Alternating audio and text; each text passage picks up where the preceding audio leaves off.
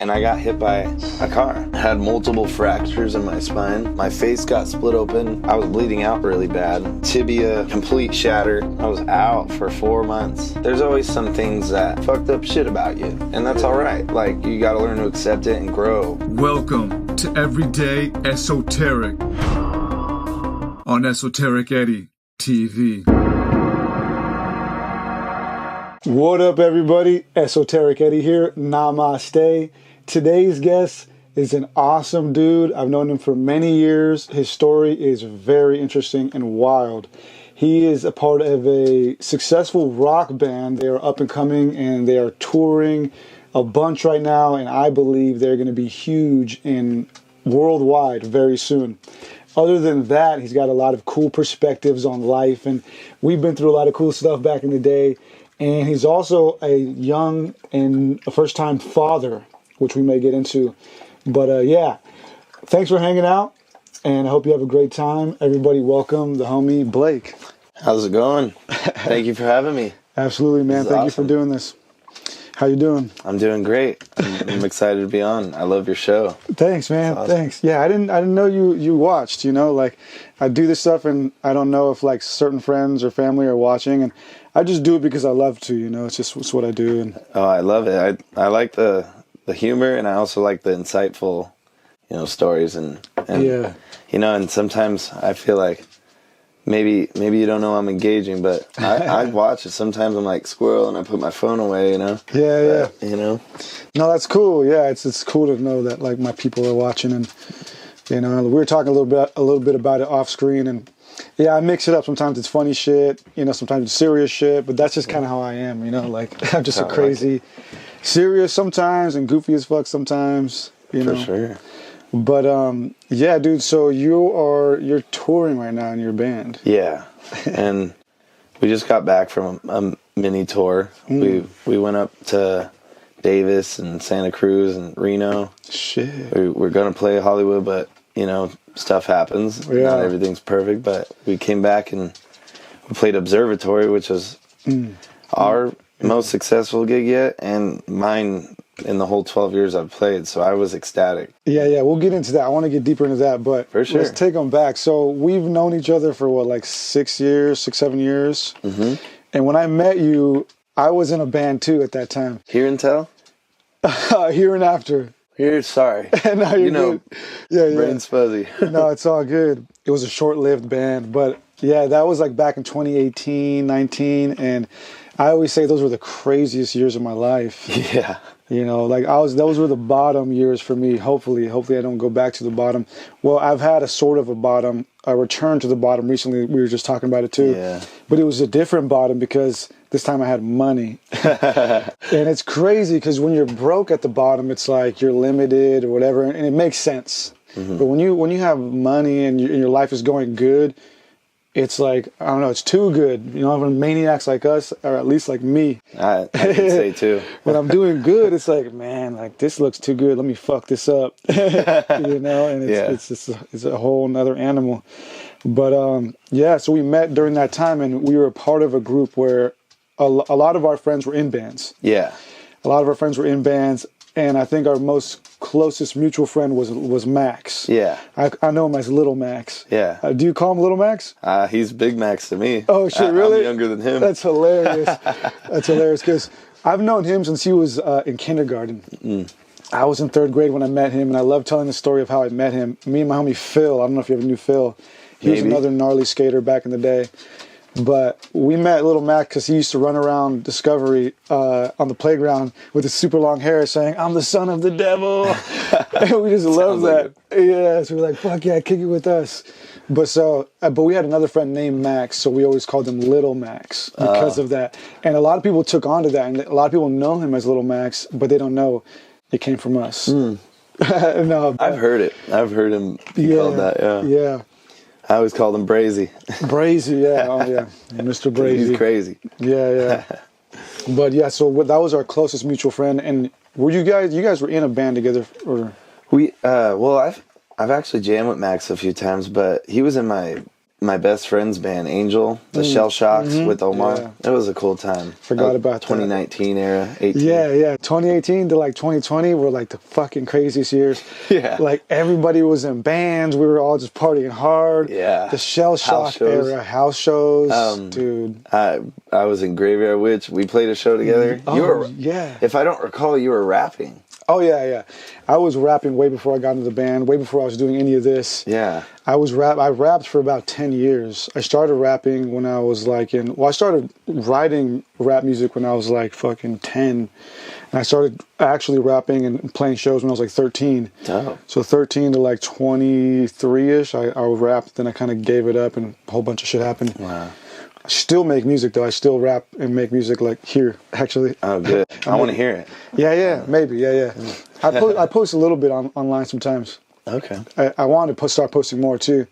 Actually, today I was just thinking about that. I was like listening to some old shit. I'm like, damn, I was like way ahead of my time. Like this would be a great time to re-release this shit because I was talking about all the shit that's going on now. But yeah, man, you were in Graveyard Witch with Joe. Fucking shout out Joe. Yep. He's a wild one too. Yeah. Yeah, so we were all in bands together, fucking partying. I remember when I met you, you were below the drinking age. And so we would have to sneak you into the bars sometimes. That shit was sick. Yeah, get kicked out before the last song. That was worth it. Yeah. Dude, yeah. So you've been playing music for 12 years. Yeah. 12 years. And yeah, the amount of time that I've known you, you've been in so many bands. Yeah. They call it band whore. Yeah. Oh, shit. They used to. Yeah. Now I'm in one. I learned. You got married. Yeah. You settled down. Yeah. How many bands have you been in? So, quick little estimate, probably 8 so far. Wow. And that's like in the past 12 or it's past like 6 or so years that I've known you? So since 2017, leaving my first band, in 2016 I was on the side one, but yeah, it's been 5 bands. Yeah. So. Jeez. Yeah, and then I do fill-ins too, so I'm not even counting those. So you're a drummer. Mm-hmm. I should say that you're a drummer. Were you always a drummer, or did you? I've always been a drummer primarily. When I first got into music, I wanted to play guitar. I loved Angus Young. And Sorry, I'm just looking at the setup. It's cool. Yeah. It's cool. I guess we should teeter-totter, huh? Yeah, if you like to, talk to the people. No, but yeah. I loved Angus Young. I loved AC/DC, and amongst other icons from that era. Yeah, dude. So when I got into that, I tried to get a guitar, but I wasn't really like focused on it. So I just, kept playing video games like kids do, And then I moved in to North County area, and I was 12 or 11, and my neighbor had a drum set, and I went over there and fiddled around. My mom thought, oh, he sounds good. Long story short, got me one. Met some homies around middle school. We formed a metal band and stayed together for like 5 years. It's like my family. Treaded. Yeah, that's what they were called. Shredded, like with a T. Oh, yeah. Treaded. Yeah.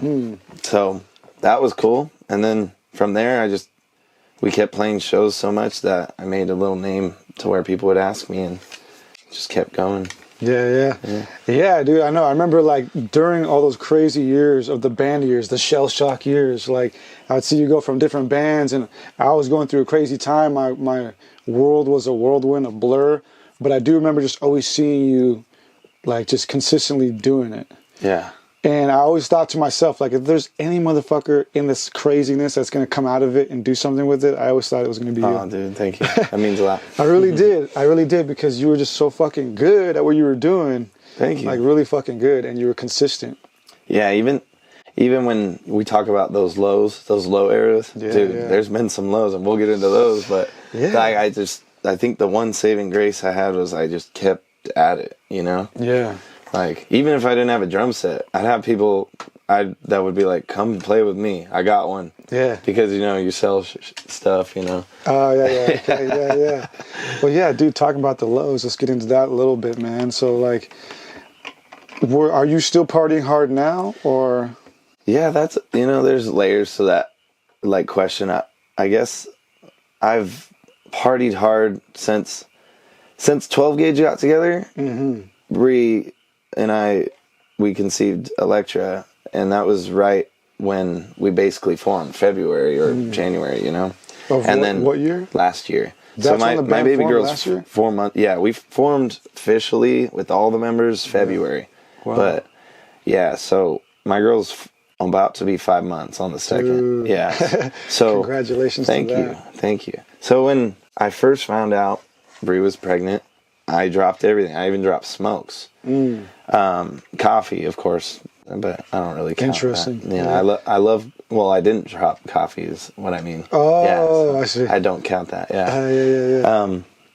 But yeah, I stayed clean for her whole pregnancy.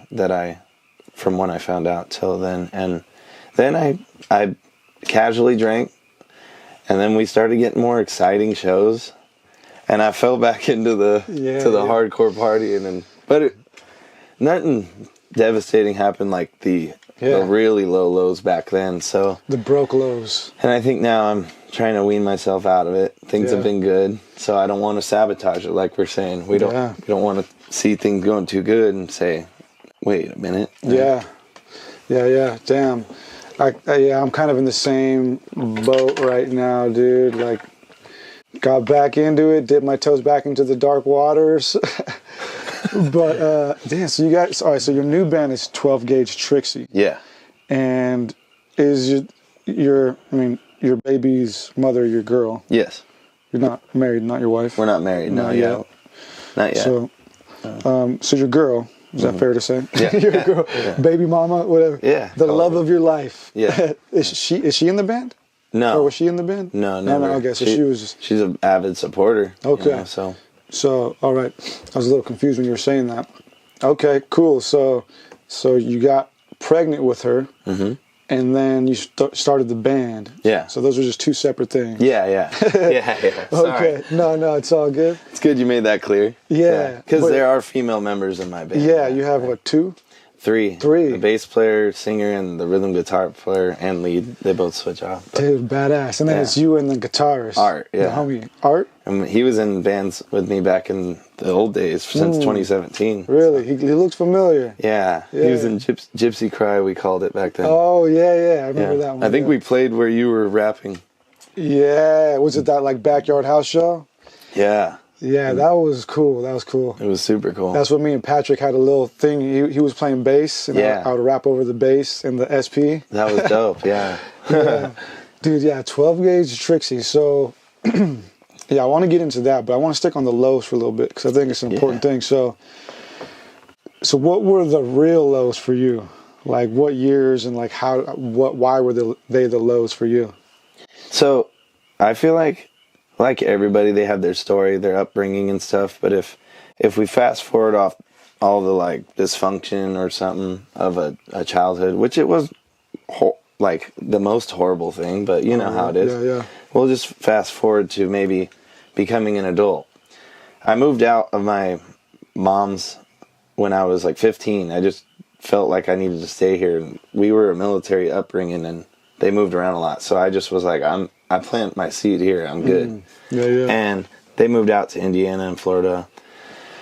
So when I stayed here, I moved in with a girl that I was dating at the time and a really good friend as well. How old were you at this time? 15. Oh, shit. Yeah. So her dad was lucky enough, gracious enough to give me a room, and I was lucky. So lived there a year. Then I went to my aunt's, and then so when I finally started dating my ex, Haley, she let me live on her property, and her family is awesome, and they have a good time, you know. So when I got there, I kind of like a dog out of his cage. Like I had all these like restrictions when I was younger, so I kind of went a little wild. Fast forward to maybe like 2019, 2020, you know. Oh yeah. 2018. I joined Graveyard Witch, and we partied harder than we tried to outdo Motley Crue and shit like that. I mean, not with the heroin and stuff, but we looked up to false idols, as they say. But so that's when things got a little dark. And then I think when I left Graveyard Witch, it was on Bad Blood, not anymore. And so then I started just kind of spiraling, drinking every day, all the time. And What was your drink of choice? I would always drink whiskey, Jim Beam, and I would also drink IPAs and then light beers if I was being good. You know what I mean? Like light beers all the time. But did you? Well, because Joe was in that band, and Joe's our good friend. I've known him for a long time as well, and I know a little bit about the conflict. Not much. I don't know the details, but I'm assuming you two being crazy, there was some conflict that drove you out of that band. Yeah, and I don't want to be disrespectful speaking on it now. I have nothing but love for him now, but at the time we loved each other like brothers, and then it flipped. Something. I guess both of us being crazy, we bumped heads, and then it got to a point where, we both got physical with each other, so we had to step off, and it was like, that's all right, It's time to go our own ways. But it was a bit beefy for a little, which I didn't want it to be, but that's all right. Yeah, I know how that is. I have a friend who I consider a brother. We've been friends since high school, super tight, and then recently, both of us are dipping back into our darkness. Had our first fist fight. And it was so embarrassing, dude. It was like, we just... Recently, yeah. Last summer. Sorry. It's all right, thank you. Yeah, last summer of 2023, dude, will be for the books. And this is something a lot of my supporters don't know, and it's something that I kind of keep private, but it's something that I'm working on, and I do want to share eventually, because I am in a process of recovery right now. Yeah. And I do want to share the deeper parts of myself eventually, but not while I'm in them per se, because I feel like it's just, for me, I just feel like it's a bit, not like hypocritical, but it's just like I'm not really walking my truth. Like, how can I spit inspiration when I'm still struggling? But long story short, last year, me and him, for the first time of our super long friendship, got into a fist fight, and it was just so embarrassing. We were drunk, really drunk, and it was basically over a girl, like this chick that we just barely met like a couple weeks before, and it was just bad, dude. But it was kind of funny. We ended up just like hugging it out after, and like actually crying. We were crying because we were so hurt that we had done that to each other, Well, respect to like say that you practice or you're trying to practice what you preach, because I mean, you stand for a lot, as I see on your videos. So I've always seen you aligning yourself when you feel it's time. That's good. So. Yeah. Thank you. If there's anything that I can do in this life is like get myself back up. Like, that's what I was realizing recently. Like, if there's any skill I actually fucking have, I'm able to get myself back up. And I've had to do that over and over and over again. That's rock and roll. Yeah, man. Shit. So that's wild. So your lows were around that time, which were right at the same exact time my lows were happening. That's probably why we were all gravitating towards the same scene. We were all going through some crazy stuff. It was some toxicity, but it got worse after that era. Like, I think that was an era where it was like the seed of like the toxicity. And I was going down a really bad path where I had this ego that I tell people like it is, but you're really just projecting this insecurity and like anger from deep-rooted things that are not healed. And so it led to me being so drunk that I got out of a car when it was my friend's birthday, and he was listening to some really different trap music that I don't really like. And I'm not saying I don't like all of it, but at the time, I didn't like any of it. I've grown. I like a lot of music, but I was really drunk too. 6 shipwrecked IPAs. I don't remember the brand, but I just remember drinking 6 of them. And I got out of the car because they wouldn't change the song. How stupid. That's embarrassing. Jeez. See, like, you fought over a girl, it might be typical, it might be embarrassing to you, but there's some passion behind that. With me, I mean, I'm passionate about music, but how dumb is it and like narrow-minded to do that? Jeez. And I got out of the car and I got hit by a car. No way. Yeah, How fast were you guys going? No, I got out of the car, parked. Oh, okay. And I walked to my ex-girlfriend's house at the time, and she lived, near Buena Creek. And so I walking Buena Creek at night, no sidewalk, no cameras anywhere to catch anybody. I got hit by a car. Damn. And I wasn't necessarily blacked out. I don't know if I said that early in the conversation. Sometimes I loosely say that, but this time I was not blacked out. And I remember I had a prosthetic tooth because when I was 14, I lost it in the pit, going to shows and stuff. But like, I was looking for it on the ground. This is funny too. And that's the last thing I remember, like just shouting about what just happened. Yeah. And I'm like, just looking all over the road, and then bam, you know? Fuck. Dude. And this is actually a story I really don't even tell a lot of people, but because it's embarrassing, you know? Yeah. Then when the GoFundMe's come up, you feel you don't deserve it. And you're like, but you kind of need it, you know, in our little system. But how bad was it? I had multiple fractures in my spine. Oh. I mean, not spine. Well, yeah, that too, but my skull.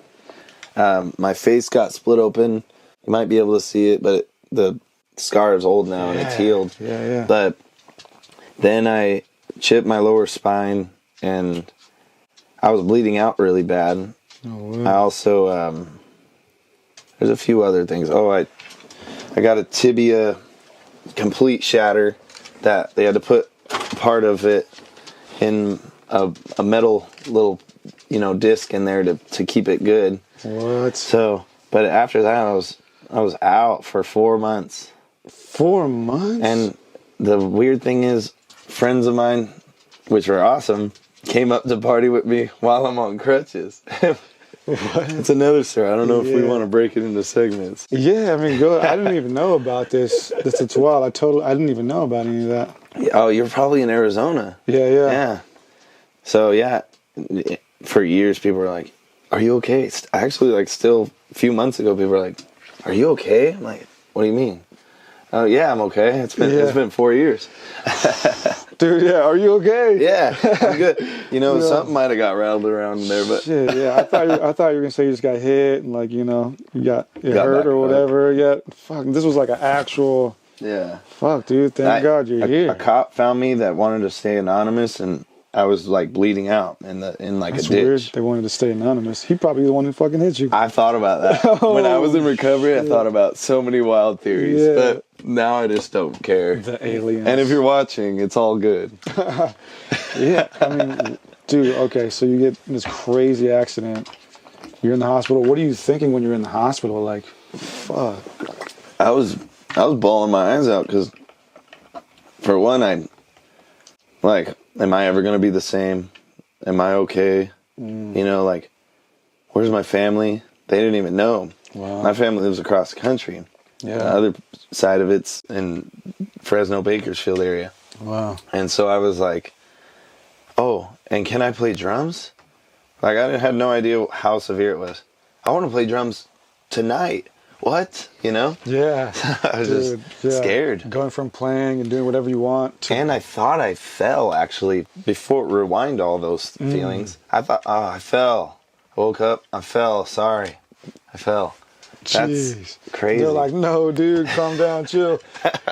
Fucking cop ran you over.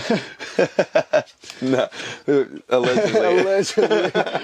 Damn, bro. That's insane. So...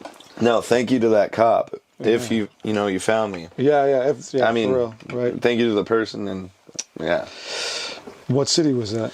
It was Buena Creek, where North Twin Oaks meets Buena Creek. Yeah. Very near Twin Oaks Valley Road. So the tail end of it. I drive there pretty much every day to get here. But dude, okay. So what year was that? 2020. You know where it says Community Wood, honor system? I think so. Yeah, I don't know. It might be everywhere, but that's what I remember. 2020. Okay, that's probably why, because that's when I was exiting here. Actually, I was leaving here and I moved to Northern California. Oh, nice. Yeah, that's when I was getting away from everything. My band was splitting up. And we were all splitting up. Yeah, it was over some bullshit. There was a love triangle going on. Can we get into more of you? I was talking a lot. No, dude, I mean, this is what we're here for, to get into you. Hell yeah. They get enough of me. They watch for you. Yeah. I like to chime in here and there though, just to add perspective. Yeah. You know, but I'm honestly fascinated with your story. You know, I want to bring more unique stories to this channel and to the people. But okay, so 2020. So how you're 4 months in the hospital? Yeah. And so that was 4 years ago. So I'll correct you if you don't mind. Sorry. Yeah. I was a week in the hospital, and then I did physical therapy for 4 months. Yeah. Damn, dude, you're like 50 Cent and shit, like trying to get back together. Like, yo, fucking hey. I always think about that. Like, damn, like what it would be like to like try and get your whole body back together. Yeah. Fucking fighting for your life. Yeah, dude. I didn't get shot 9 times. See, some stories are crazier, but yeah, and I mean that's wild. So what happens when you get healed? Like, what's the next move for you? I was like, let's play a show, let's record. So I recorded an EP with Presser. I love those guys. Yeah, they go hard, dude. Brendan and Mason, and then Jono joined a little after, you know. But I love Jono. That's my boy. Yeah. We recorded right away. It was still with me, Mason, and Brendan, and we recorded in Escondido on Grand with Skyward, and I was just, let's get it right now. All the songs we've been rehearsing before I got hit, let's go right now. Just and double time. I just went back into, I needed that craziness of music all the time. It's what I've done for 10 years, or now 12, but jeez, or you know, whatever the math is. That's like master level right there, dude. 12 years. Yeah, well, thanks. I don't want to label myself, but yeah, thanks. Dude, I'll do it for you. Yeah, thank you. But so damn, so you get right back into it, and that's like 2020 still, or 2021. Late 2020 is now Late 2020. where we're at. Like September. I got hit late June like 29th or something. Do you still consider that your lows, or are you coming out of the lows there, or? So that's like almost the middle of the story. Damn. I don't know. So you don't want to I don't want to whine too much. I've had amazing times throughout all these low years. Oh yeah, I mean that's like how you feel too. Yeah, that's what's crazy about them is we're having so much fucking fun. The lows, that's why we go back to them. Hardcore. Yeah, they're so fun. They call it, you know, they throw around manic energy, or you know, I don't want to loosely say that. Oh yeah, no, I call myself a maniac. That's the only way I could describe my behavior sometimes. It's like I'm a fucking maniac, dude. I just am. Like some of the shit I do just does not make logical sense at all. Better than psychopath, right? Yeah. But no, you're right, dude. I mean, I had a fucking phenomenal time in my lows. Like I was broke. I had this lovely young lady who was just in love with me, and she was just taking care of me, you know, like she was taking me on dates, like fancy places. I was loving it, dude. That's amazing. Yeah, it was fun. God bless her. Oh yeah, it was fun not giving a fuck, you know. Yeah. But then there comes a time where not giving a fuck like really takes a toll on you, and like your morals slip. Oh yeah. Oh dude. shit. That's the worst. Yeah. Yeah. So it is a weird thing, right? It's like that whole thing about like the good old days. It's like what? The good old days were the lows. Like, it's weird, right? Yeah. And right now are the good old days, but we don't know it. We're not going to know it till 10 years from now. Exactly. God damn, remember when we were, you know, this age and shit? You know? Yeah, for sure. It's all quantum. It's all perception. Yeah. But anyways, getting back, like, so that was the middle for you, I guess, what you would consider the middle of your lows. Yeah. Until you, because here's the thing. I think everybody does go through what we would call a low period. And that's just kind of where we're really finding ourselves. Yeah. Really find, because if you live your life correctly, there should come a time where things are sustained. Obviously, you can have obstacles. You know, obstacles come with every day, but there should come a time in your life where things become sustained. Yeah. And I feel like right now you're there. You know, like there's this different energy about you. Thank you. I feel. Thank you. And maybe it might be that becoming a father. I don't know. I don't know what it was for you, but it seems like you're sustaining. And I'm there too. I'm sustained now. And now it's like different. We're on a different plateau. We can still fuck up, but we're not going to fuck up like we used to. Yeah. You know, yeah. And back to what you're saying, like, you don't want to, like, feel like or you said not hypocrite, but feel like you're not living by your truth or your word. There's always some things that, you know, behind curtains, there's fucked up shit about you. And that's all right. Like, you got to learn to accept it and grow, right? And that's where I'm at. I'm way more positive towards that mentality than being like fuck it, nothing matters. You know what I mean? Yeah. So Yeah, no, that's a great sign. That means you're maturing. yeah, Right? not that I'm perfect, far from it. Oh yeah, you know? nobody is. Trust Yeah. me, man. Like, fuck, I can tell you stories, dude. You know. But I think that's what it is. When you actually mature to the point where you start caring about life. Yeah. Because when you start caring about life, things are different. Like now you're mature. And back then I was self-destructive. We were self-destructive. We didn't care about life. I didn't even care about my own life. Yeah. You know, and I think that's really what this change is. And sometimes you know, either your childish ego, talking from my own perception, not yours, I'm saying. Oh yeah, I had one too. Yeah. Yeah. Right? So it's like either your childish ego's glamorizing this like rock and roll lifestyle, or you're like, you got addicted to chaos, and there's like some energy that you're driven towards that you kind of are trying to wake up out of because it's leading you to misery. Even though, like they always say, moderation, it's, you know, I guess, but that sometimes that word doesn't make sense to me, and I don't understand it. Not to be edgy, but Oh no. I think the adrenaline of, you know, doing something too much, like excess. And maybe that's the American lifestyle, but it's like I fell for that. Like that's my love. Yeah. I don't know why. No, you're spot on, dude. I was just talking to some of my friends about this the other day. Like, I'm a compulsive person. Yeah. There's no modesty with me. Like there's none. Like there can be for a little bit. Yeah. You know, I could go out for a weekend and like be reserved. Like I'm only having 2 drinks this weekend. Yeah. But that only lasts so long with me. You'll achieve it, but Yeah, only for so long until eventually it just ramps right back up. So I always say, if you're willing to let a little evil in your life, eventually you're gonna be willing to let a lot of evil in your life. yeah. And there's no modesty with me, man. I can't, like, I go extreme in everything I do. With my content, you know, I go extreme. With the gym, I go extreme. With my work, I go extreme. With my drugs and alcohol, my partying, I go extreme. With my love, I go extreme. Sometimes it makes you displace where you need to prioritize. Yeah. Like your energy. Yeah, It's powerful or it's destructive. Absolutely.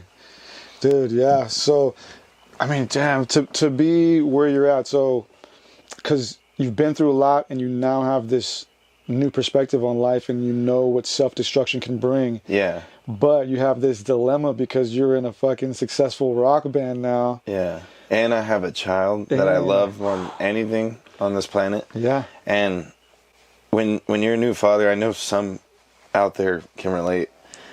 You'll get told how you're acting doesn't align with, you know, that she's your number one right now. And you know that must hurt. You have to digest it though. Yeah. You have to be like, maybe you're right actually. But in my mind, it's everything's for her. I'm always thinking about her. But then again, you know, humans can be selfish and they do their temporary pleasures and you go too far.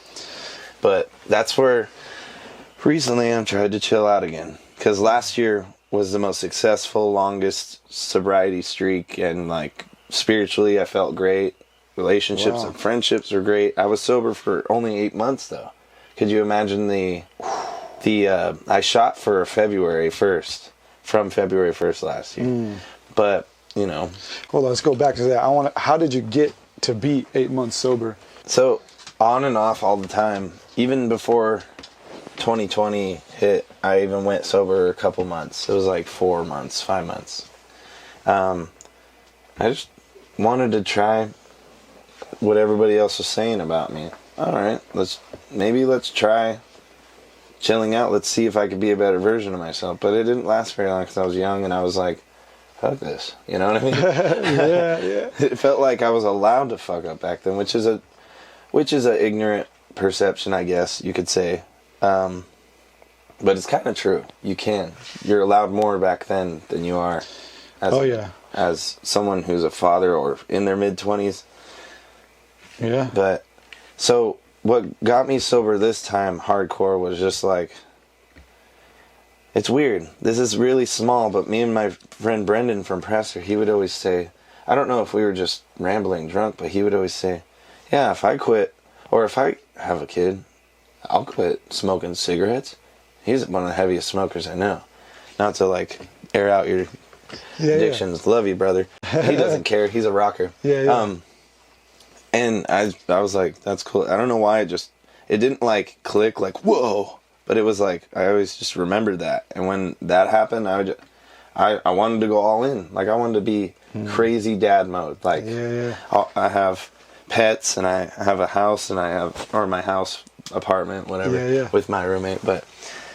And I wanted it to all be amazing. And I read about, you know, the emotional mood swings and the side effects of pregnancy and the, you know, just how hard it could be on a woman. And I really wanted to be there, like, and not cause any distress, because I'm an asshole sometimes.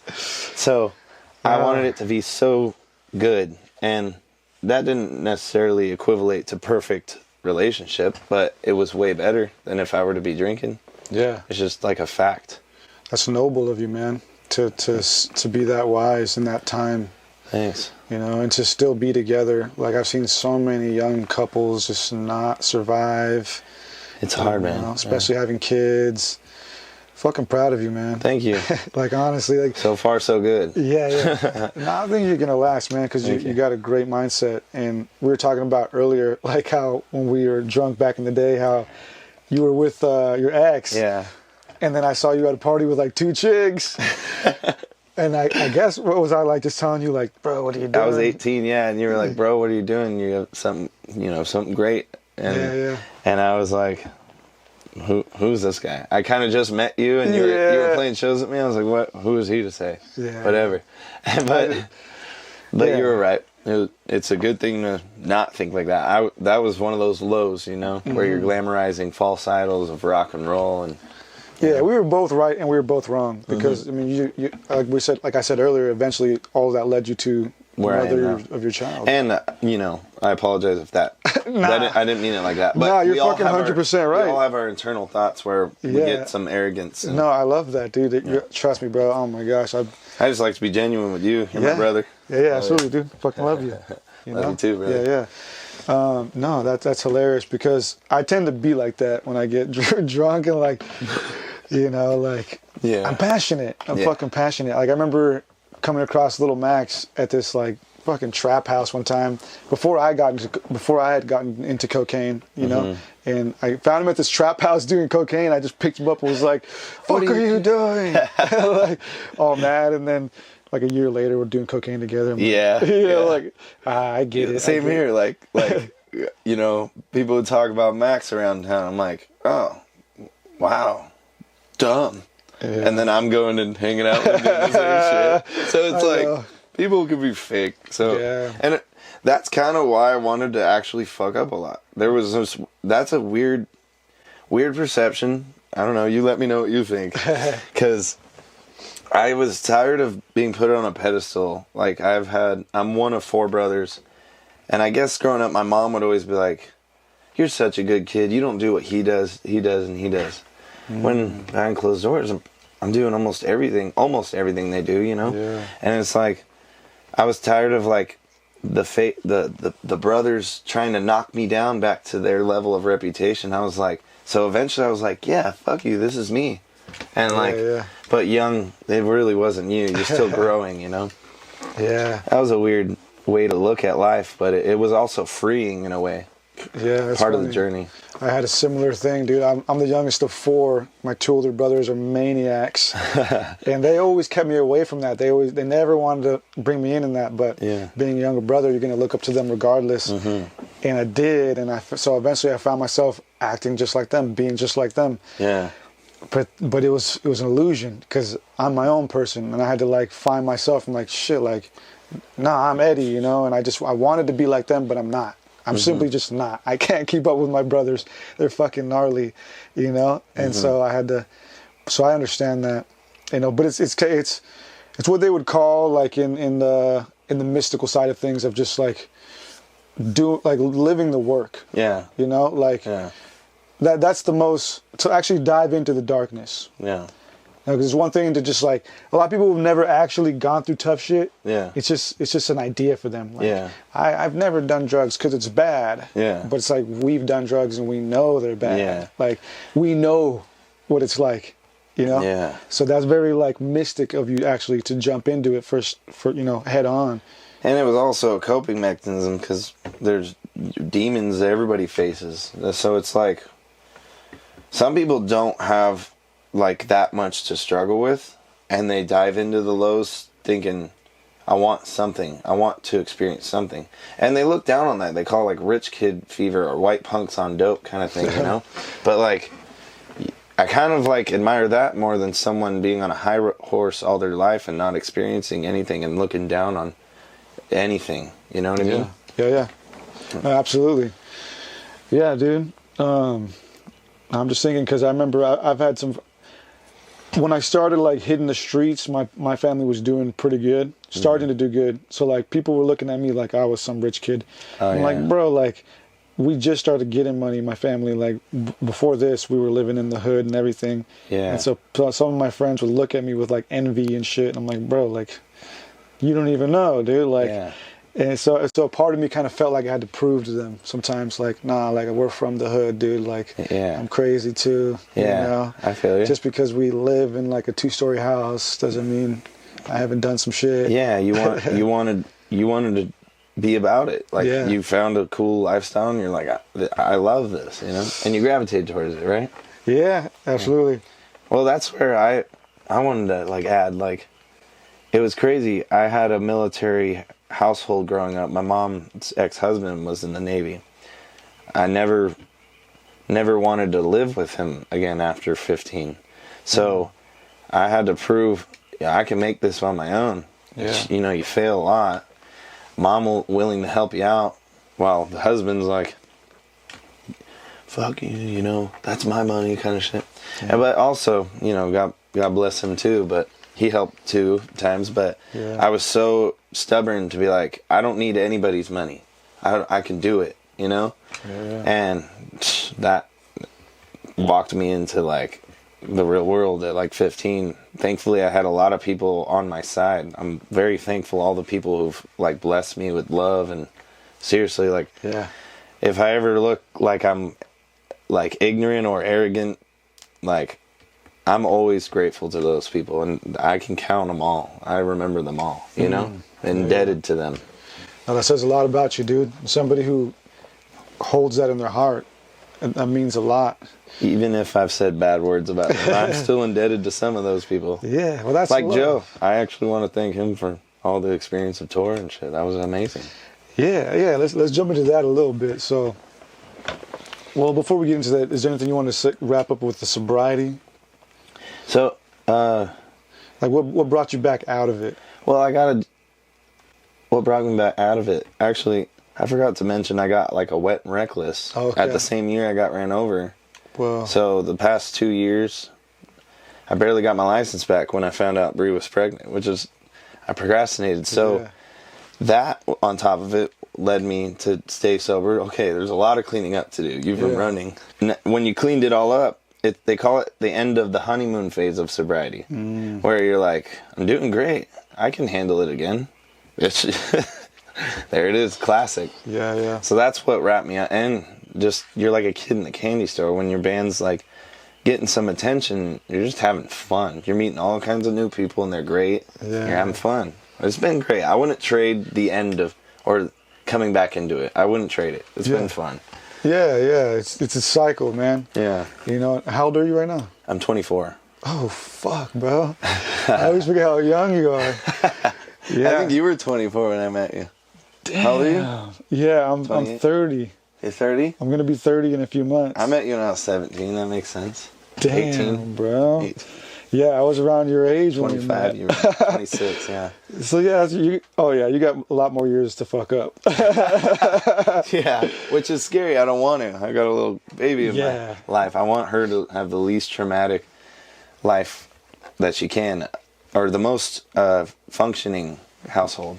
Yeah, and that makes sense, because a lot of our parents were around your age. Like my dad was my age when they had me, and they were still fucking up behind the scenes, you know, in certain ways. You know, I think the most important, I'm not a parent, so like I can't speak, but being a child from the other side, I think the most important thing for us growing up was that my parents they tried their best to never let us see it or like feel it.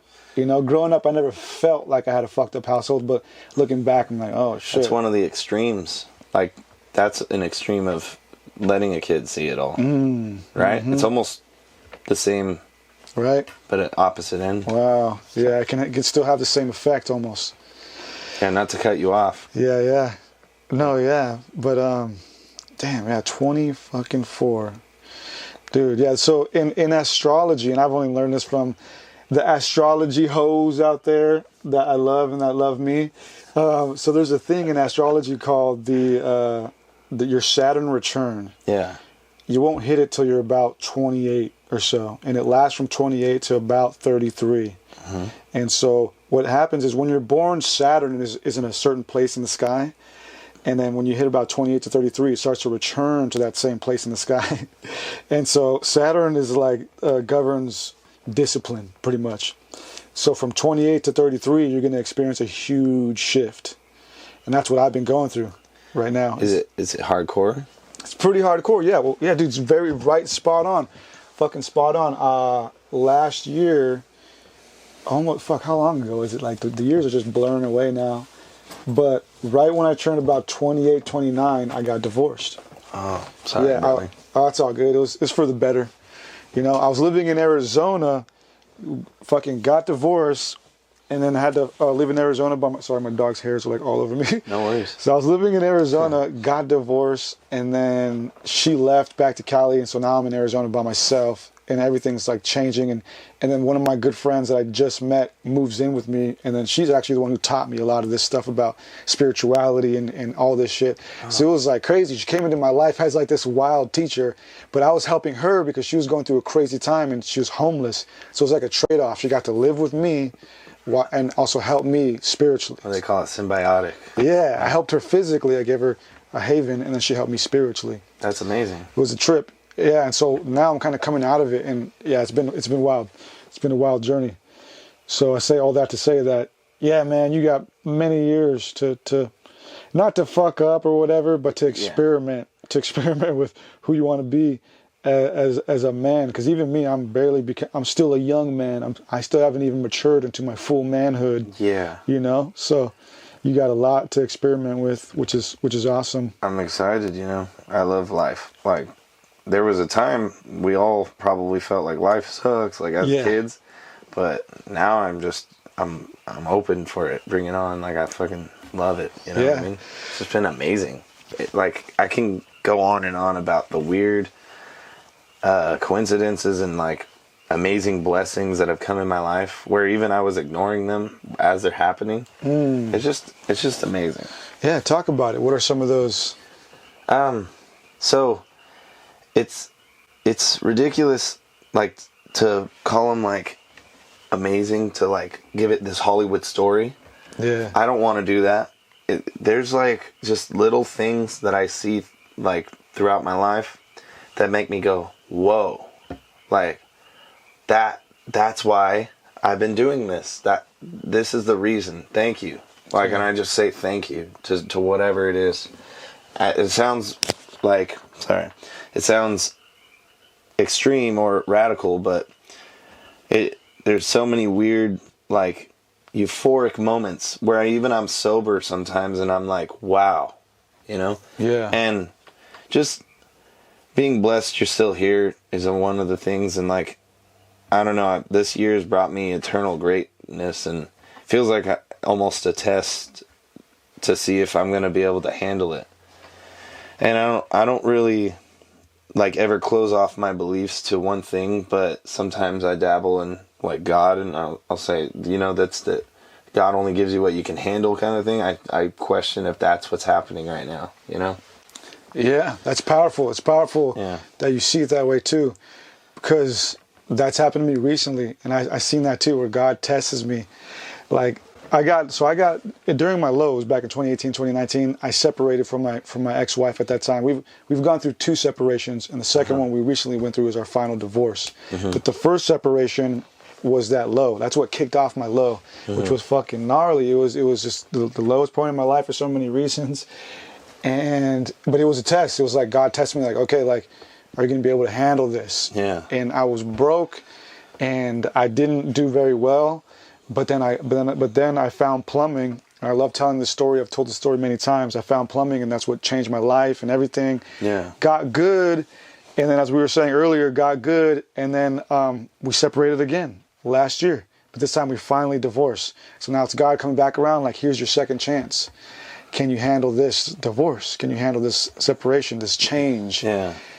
And I didn't realize it. Like, we separated, and I kind of let the emotions get to me a little bit.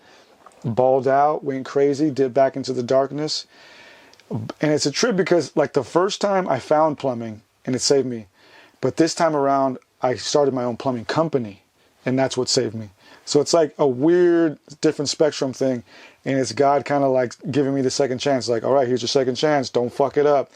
And I almost fucked it up, dipping back into the darkness. Yeah. But I'm saving it literally as we speak, like pulling the fucking reins on the horses right now. Like, oh shit, like I'm realizing like this is a second chance. We can do everything different this time. I wish you well, brother. Seriously. Thank you. You're a good man. Like, Appreciate that. I'm really happy to be here, seriously. Not to, like, give sentence filler. I mean this. Like, this is awesome. Yeah, I love your dude. show, and you're a good man. Thanks, man. I mean, that means a lot. That means a lot, honestly. You want to hear a cool story that isn't tied in between the recovery process of getting hit by a car? And it kind of makes me think of the coincidences. 'Cause sometimes I'll talk about how that affected my life, and, you know, God gives you what you can handle. Yeah. But this coincidence came into my mind. When I was recovering, Brendan and Mason, I think I tangented off this, but Brendan and Mason came up to party and see me and visit. And I was in Pismo Beach at the time, you know, staying with my family. They like to get a trailer down there and go to the beach and the dunes and blah, blah, blah. But they pick me up, and I'm in crutches, and I go party with them. They pull up, and they're, like, looking for the spot.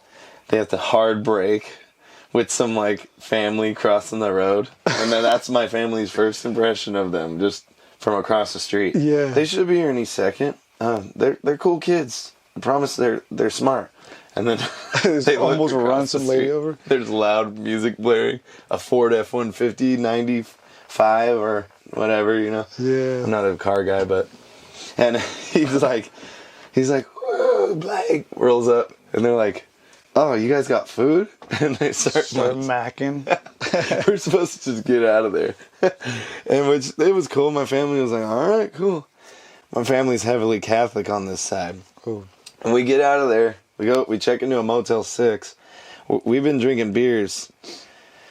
I drink one with my family to show I'm good. Yeah. And then we get to the hotel and we're just smacking them down. And then, you know, we're good. If I stuck to beer, it'd be amazing. It's just that for some reason, like, with liquor just is demon mode. We go to the liquor store and we get a bottle of liquor, and then we come back to the room, and Mason, I love him. He's more of a calm personality in this man that I was once in. Yeah. And he's like, all right, we've had our fun. You know, 4 or 5, maybe that's his wild side. 4 or 5 beers, maybe. He's had wilder fun. But Yeah. maybe around us, our dynamic. He wanted to go to sleep. Me and Brendan go to the beach.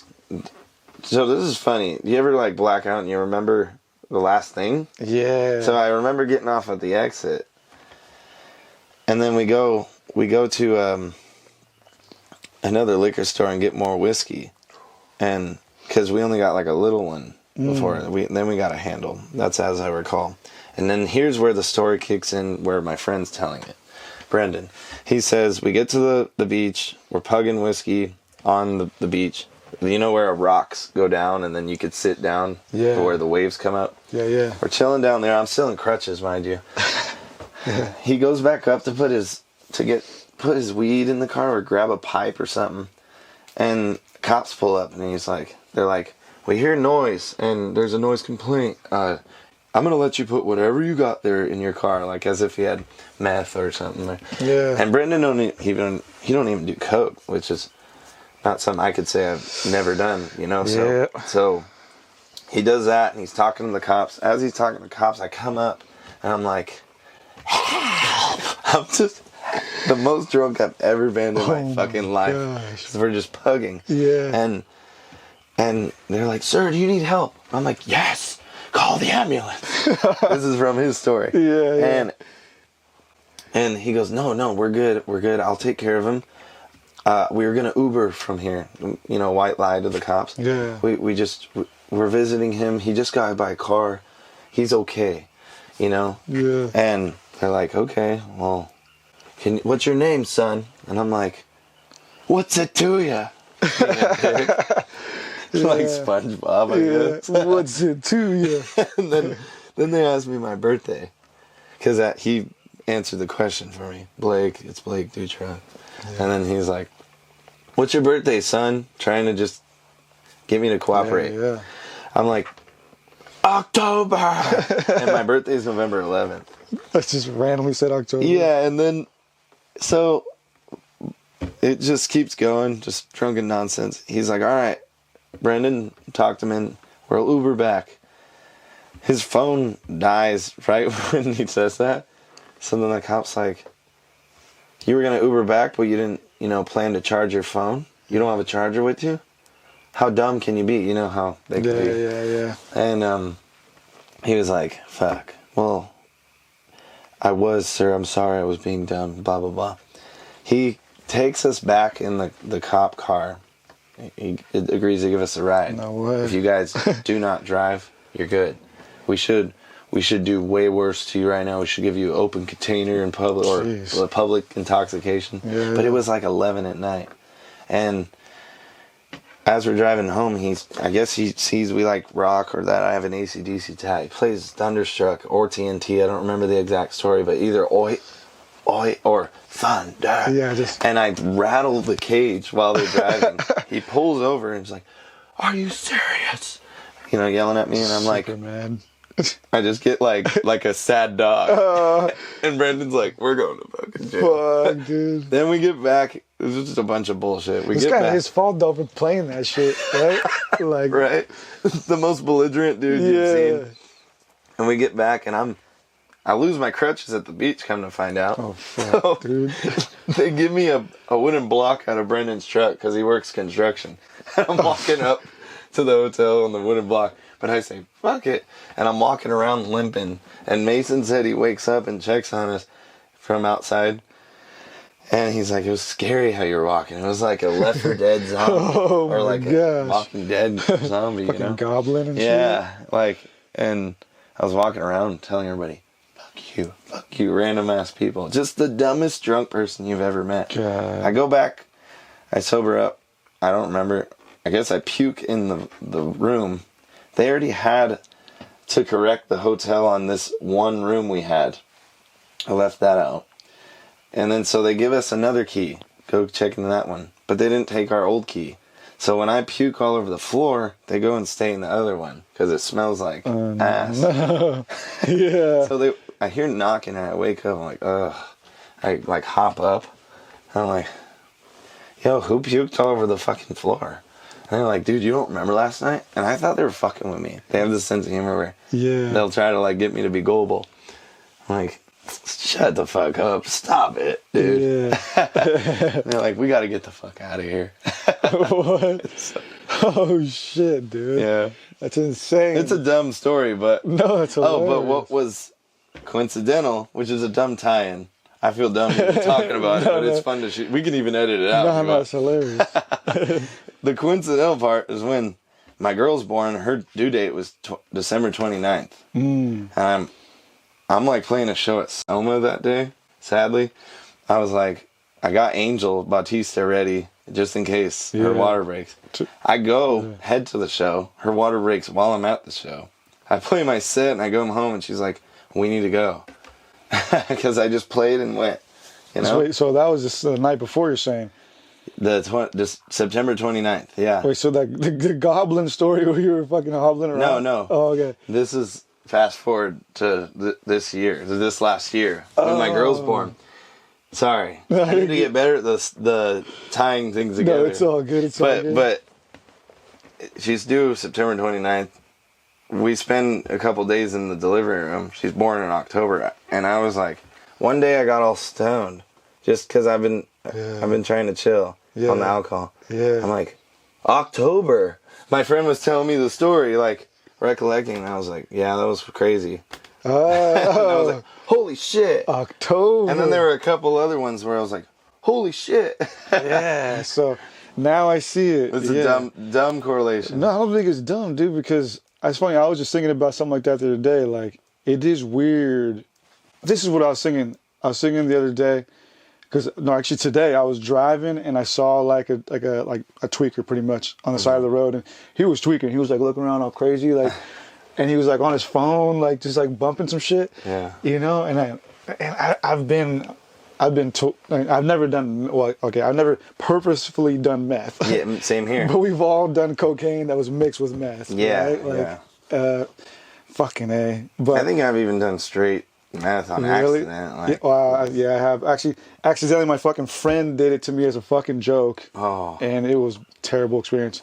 But I'm saying that to say, like, I've been what they call twacked out. Mm-hmm. You know, I've been in psychosis where you're like doing shit and then you're kind of just like, what the fuck am I doing this? Like, but I was saying that to say, like, I was driving today and I saw that dude and it made me think that those people, I believe, are sometimes tapping in to like dimensions, or not just dimensions, but they're tapping into like timelines or thoughts that are just passing by. Wow. And they get downloads. Like with their being, like with their life they're living now, that they're downloading from from the past, the future, or whatever, dude. Yeah. And that's why they're fucking tripping balls. And so what I'm saying is, like, when you were fucked up, somewhere in your beingness, you felt your daughter coming into life, and that's why you said October. Well, and because what would get me to say October? Yeah. Just a random fucking blackout lie. I was probably so drunk that I couldn't even formulate sentences, you know? Yeah. So it was just crazy. I could just go October. And it's the crazier part. It's like Electra was playing, like, this is crazy. Me and Bree met, we fell in love. We weren't the most functional, but we loved each other. We were both just like for it. And we're partners. We're life partners, and we do everything. We were trying for like from May to literally January. So you wanted to have a child? Yeah, 2022 May to January. Have you ever felt like that with any other chick? No, never tried that with any other girl. So she was special then. Yeah, we both we met in a dive bar. We met at Jim's. She was working there. No way. I was still in the low, you know? Yeah. How did you know, like, she was special? Either it was like, at first it was, we just both talked all the time. Like, sometimes, you know, beginning of a relationship, you fuck a lot. But we would talk almost more and just really connect, and it was amazing.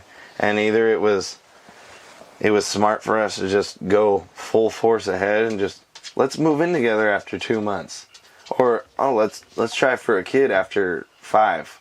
Like, but then now we're here and we just celebrated our 2-year anniversary. Wow. But whether it was smart or not, I don't care about the outside judgment. I'll make that reception for myself, or the you know what I mean? It's like, what does it matter if now I'm here? So it's like, I could try to be smarter here on out, but I love my life. Yeah, no, I think that's amazing, man. You know, like, I've known a lot of people who have met somebody and then within like 2 months got married, 1 year had the kids. You know, my parents, I think they had my brother after like a year or something. Yeah. Year or two. Yeah. You know, and here we are fucking 50 years later. Yeah. Or whatever. You know, so. And you know how bad marriage can get sometimes. Like me and Bree, we've been through it, and we're always constantly trying to, you know, keep it together, especially for Electra too. Like I want her to have the best family life. Not to where it's fake, like Hollywoodized. I just want her to feel loved by both people, have the best support system. That's it. That's cliche dad talk, but no, it's fucking badass. See, we need more of that, dude.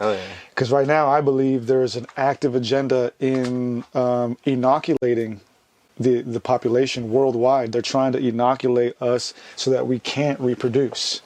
Shit. So like, it's a, you know, like Alex Jones talks about, you know, Alex Jones. Yeah. Like, they're turning the Infowars. frogs gay and shit. Yeah. Like, that was a joke until it wasn't, you know? Like, we now know, yeah, there's been a lot of chemicals in our water, in our food, that have been slowly inoculating us and causing fertility to go down. So it's like, we need more children, bro. Like, we do. That's insane. Yeah. No, because, you know, I'm not brushed up on that topic too much, but I've read about Red Dye 40 linked to childhood diagnoses and, you know, like behavior problems and mental illness. Yeah, bro. You know, and it's like, I don't know about all of it. I don't know what does what, but I know I fucking ate a ton of that shit growing up. Yeah, man, you have some strong genes. Fuck We you, prevailed. Illuminati. Yeah, somewhat, right? We prevailed. We prevailed. Shit, man. Okay, so so you had a daughter, and I feel like there's something I'm gonna say. Oh yeah, so let's talk about. Well, let me see what time it is. I'm having too much fun. Hell yeah. Okay, cool. We got some time.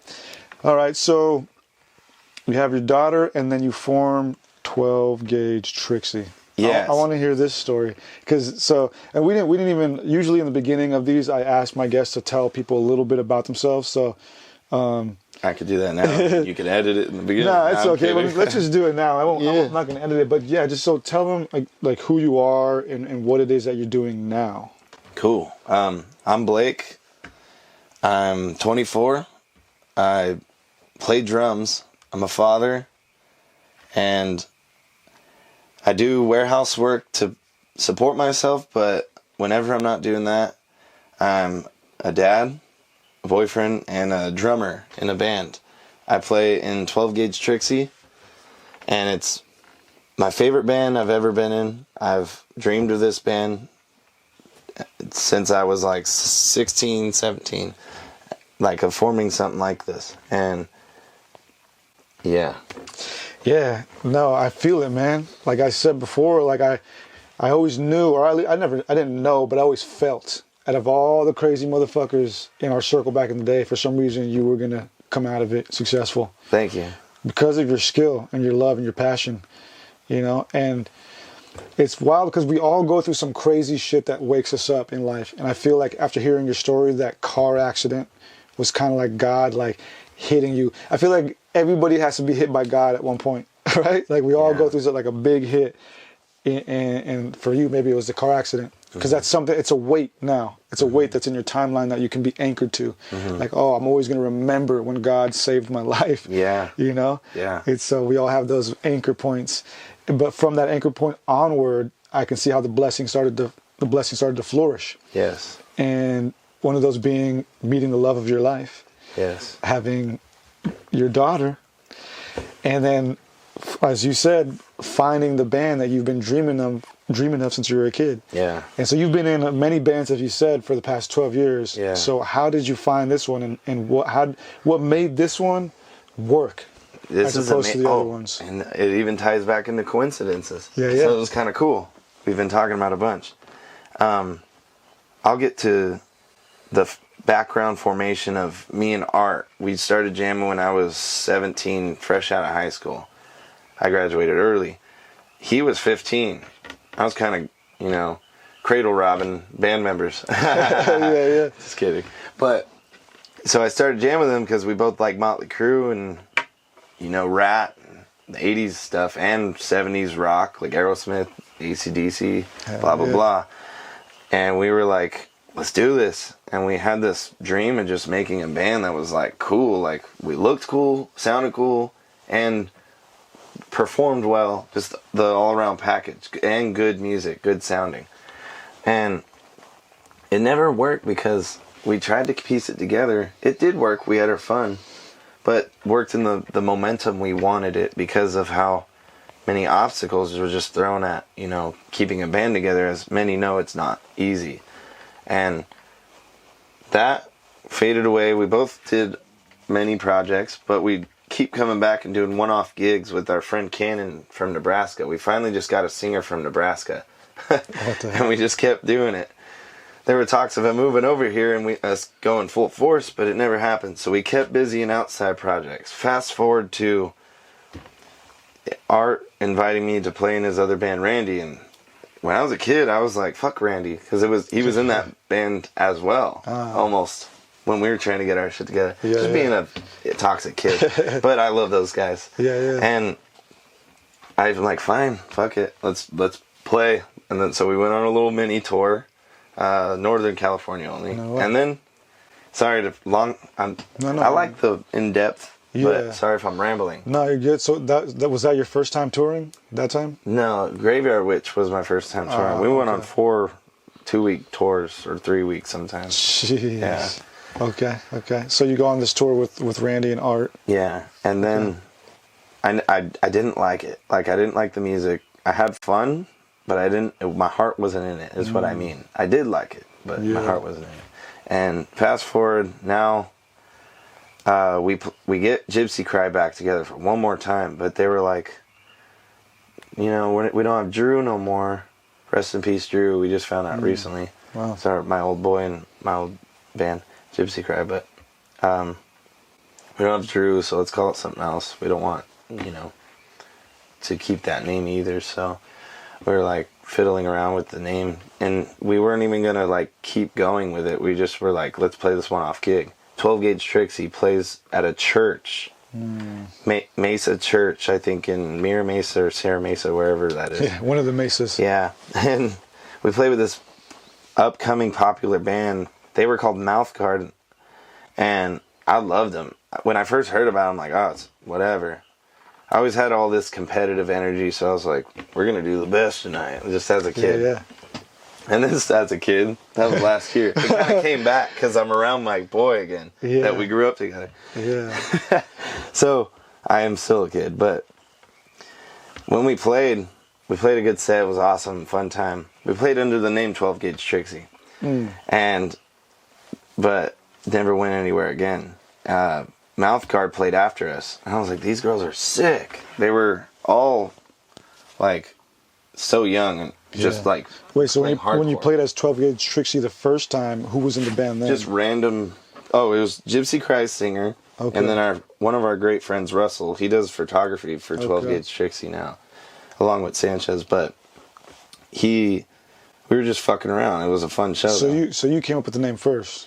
Art did. Okay. Yeah, mine was Gypsy Cry. Which is, I think 12 Gauge Trixie's cooler. I got to give it to him. Yeah. When we're playing with Mouthguard at that church, we just met, and it was whatever. And so Mouthguard was the band with the singer, chicks. Violet. Okay. Yeah. Violet and Mia, the guitar player and the singer. They were blowing up. Like, people loved Violet and Mia and the rest, Yeah. And they made hardcore music though, like fucking screaming, almost in the realm of death tones, like sometimes new metal, heavy metal. But yeah, and they broke up for whatever reason. I don't know if there's just some band drama, but yeah. Fast forward, I remember them breaking up. I was like, oh, I'm bummed. I DM'd them, yo, keep going, fuck the bullshit, basically, long story short. They remembered that. Art, in the meantime of Mouthguard being together, filled in for them. So when they broke up, they just stayed friends and were jamming together sometimes. And then he's like, let's go form a band. And then he's like, I got the drummer. He hits up his old buddy from Gypsy Cry. And we get it going. And it was just nonstop. Like right away, boom, boom, boom. And they had a little connection to our boys from Spray Island. Hell yeah. Daniel Larner, Eric Sherman, Eric Wilson from Sublime. Oh, what? Yeah, it's his new band, and that's his band. Yeah, Daniel Larner and Eric Sherman were like, okay, we'll see what you got, because they were invested in Mouthguard, like trying to produce him and stuff. But it went the way it did. When Mia was like, oh, okay, Art, let's do it. Yeah, I'm down. Like, let's get it rolling. It was just weird. When they jammed with me, they were like, all right, we know. We found Paloma. And then we were like, all right, February, all speed ahead, like just go, go, go. Yeah. And we played our first show in like fucking March or something, and recorded fucking April 1st or March 1st. I don't remember. Yeah. March or April. 2023. Yeah, and those songs are coming out. They've already, 3 of them came out. 1 of them's coming out this month, but we just kept playing shows, and it's been amazing. Like the doors that have opened for us, and the hype, because we mixed basically 2 bands. Yeah. And it was like this perfect creation. And it all happened at a church, which is kind of a cool, I like it. God. It was like, thank you, God. Yeah. Like, He brought you back. but then again, like, you're like, this fucking band has had the most amazing, like, thing, and it's brought me back into this old me where I'm like, I need to work on, like, self-control. Yeah, it's what I explained earlier, right? God's giving you a second chance. Yeah. He wants you to be a rock star, right? It's like God always wanted me to be in plumbing for some reason and content creation. Yeah. It's like the first time I fucked it up. Yeah. And maybe that was the whole part of the plan, is to fuck it up so that when it comes back around the second time and you're more mature, Yeah. it's like, because now you have all the lessons. Yeah. Now you have all the lessons. And this is actually a powerful thought that I had when I realized that I was turning 30. Like, it was actually like this primal thing that just like sunk inside of me. I was like, whoa, like if I take all the lessons I've learned, like if I actually genuinely take all the lessons I've learned and stick to them, the rest of my life is going to be easy. It's kind of cool for me to hear right now, actually, because I'm at a point where I'm almost lost. So being around, it's cool. When I was younger, being around people that would, try to be spiritual, try to communicate spiritual, or be open to like discussing things. Yeah. Part of me was intimidated. I don't know why. I was like, you think you're smarter than me kind of thing. Yeah, and maybe that might be true, but or not. But back then it was like, I was so like, still toying with the energy of like these kids, whether they're being genuine about it or not. And I learned a lot from just opening my brain and mind to what people have to say. Yeah. Well, that's good. It's a sign that you're maturing. Yeah. I was the same way. My cousin actually, right around your age, he actually introduced me into the spirituality world. He used to take me to sound bowl healings. Now, I thought it was the lamest shit ever. I was like, bro, what the fuck? We're going to lay here for 30 minutes? Like, he used to make us do that before we'd go party. Wow. And I'm like, That's interesting. Yeah. I mean, he was a crazy guy. Like, he would party hard, but he also had that discipline. Like, no, let's ground first, and then we'll go party. Wow. I'm like, I don't want to fucking lay here, dude. Like, let's just go, But I would force myself, and then I eventually got it. It came back into my life when, again, I got divorced, and my homegirl, Nastasia, moved in with me in Arizona, and she was like this amazing force in my life that showed me the way. And Thank you, Nastasia. Yeah. She taught me a lot about the body, the mind, and like how to access that. But, yeah, dude, so, what were you saying? I had something to say. I was saying how this has been the most blessing thing, and to have it form pretty much the idea or the seed planted of that future thing to come in the church was just kind of mind-blowing to me. Yeah. And at that church, they give me a Bible with my name engraved on it. What? See, my brain's a little scattered all the time. Yeah. I don't know what they call it. But I miss out on important parts of the thing, and I still have that Bible today. So, Dude, that's powerful. It's a big, expensive one, too. So for them to just give it to me. With your name engraved on it. Yeah, and I still have it. And for some reason, I haven't read it yet. But I like, grab it and I pray. You know what I mean? It's there. Yeah. And I don't do it enough, but I have. Hey, if you're doing it at all, that's more than enough. Yeah. Dude, no, that's epic. So, yeah, I just wanted to say that, like I'm proud of where you're at, and I'm excited about where you're at. Thanks, bro. And I know you're gonna make the right decisions this time around. And you're still fucking young, bro. Like it's good. It's like you were saying earlier, society, whatever, gives you that leeway if you want to still mess up, or not even mess up, but like experiment. Right now, you do have that that grace from society. People are gonna be like, "Oh, he's still in his 20s. He's still in his 20s. I'm still in my 20s for a few more months." Hey, Hit me up on your birthday. Hey, right? So I still have that grace a little bit, but yeah, it is true. Eventually, there does come a time where the grace disappears. Yeah. And it's like, all right, bro, like time to get your shit together. Yeah. But you're not there yet, so it's okay.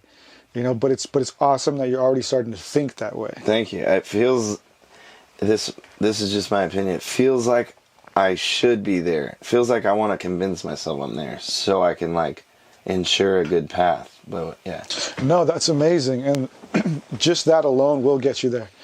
Because if you strive for greatness, then you can only get better, right? So the fact that you're thinking that way and you're trying to be that way, you will eventually. But it's like anything else, it's just going to take time. And forgive me, I always want to say like, oh, sorry for rambling so much, but No. I love hearing what you have to say too. So if you felt I cut you off, I want to. No, you're good. Yeah. No, yeah, I'm just thinking about so much. Your story is very interesting. And this is why I love doing this, because I've known you for years, but I've never really heard your story. And people who watch my show, maybe you've heard me say this before, but I love analyzing people's lives because you can see how God works in people's lives when you look at the full spectrum. And your life is barely beginning. Thanks. Barely beginning. And so to revisit this 20 years from now is going to be fucking incredible. I hope it's a good look back instead of oh, I was there. No, not at all, man. Not at all. Hey, and same to you, man. Like, you're young. You know you're about to be 30, right? Thank you. So, like, you have the world ahead of you, too, man. I do. And I want to, come back in contact. Maybe we can kick it. Absolutely. It's gonna be fun. Always, brother. Always. You're a smart individual. Thank you. Yeah, bro. So I feel like there was a couple more questions I had for you. So you formed 12 Gauge Trixie, and this is the band that you feel will be the most successful you've ever been in. Yeah. Like, this is it. This is it for you. It feels like it's it. Yeah. If it crashes and burns, maybe that's a God lesson, but I want to like ensure that this is it. Like, Yeah. I love this band so much. Yeah, and you're super successful. I started following you guys on Instagram. I've been watching it, and I love it. I love everything, the vibe, the music. Thank you. Like when I watch you guys' stories, and whoever's doing your social media is doing a good job too.